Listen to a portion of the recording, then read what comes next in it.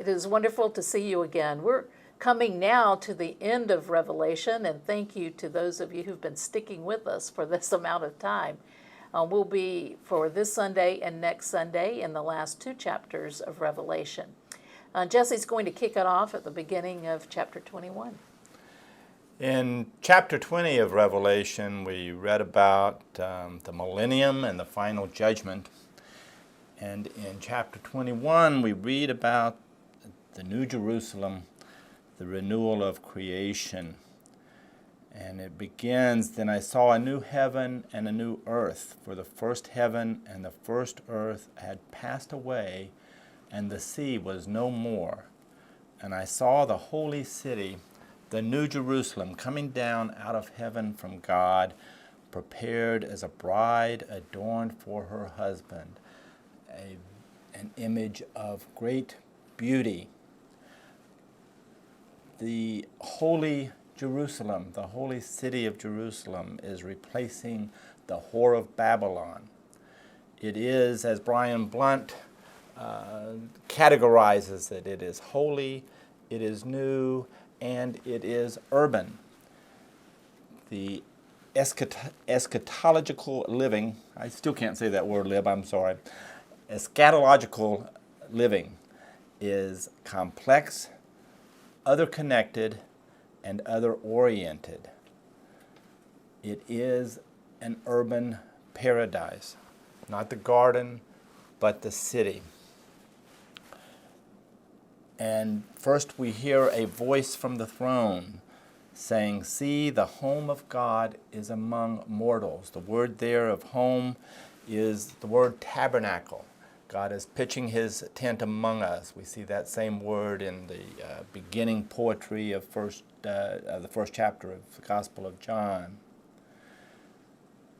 The destruction of heaven and earth in the previous chapter created a void which God now fills. And the poetry proceeds, "He will dwell with them as their God. They will be his peoples." Not his people, but his peoples. It is inclusive now, and God himself will be with them. He will wipe every tear from their eyes. Death will be no more. Mourning and crying and pain will be no more, for the first things have passed away. And the one who is seated on the throne, a second voice now, "This is God. See, I am making all things new." Brian Blunt again points out, he's not making new things, he is making all things new, recreating all of creation. And then he said, "It is done. I am the Alpha and the Omega, the beginning and the end." The emphasis again, our God is the God of history, the God of creation, and the God of the end of all time.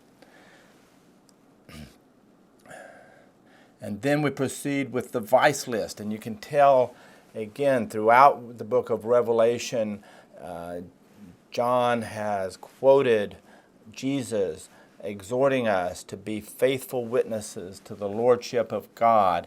And when we see those who are outcast, they are those who have failed to be faithful witnesses. They are the cowardly, the faithless, the polluted, the murderers, the fornicators, the sorcerers, the idolaters, and all liars. And their place, we are told, will be in the lake that burns with fire and sulfur, which is the second death. Then in beginning with verse 9, we start to take measure of the new holy city. And the numbers are all numbers of perfection. Verse 12, it has a great high wall with 12 gates, and at the gates 12 angels, and on the gates are inscribed the names of the 12 tribes of the Israelites. And the wall of the city has 12 foundations, and on them are the 12 names of the 12 apostles of the Lord. A new heaven and a new earth. Lib? Okay. Well, we pick up now with verse 15, in chapter 21.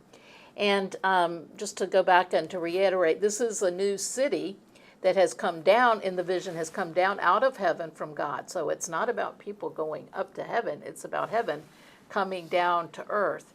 And the vision is of a city.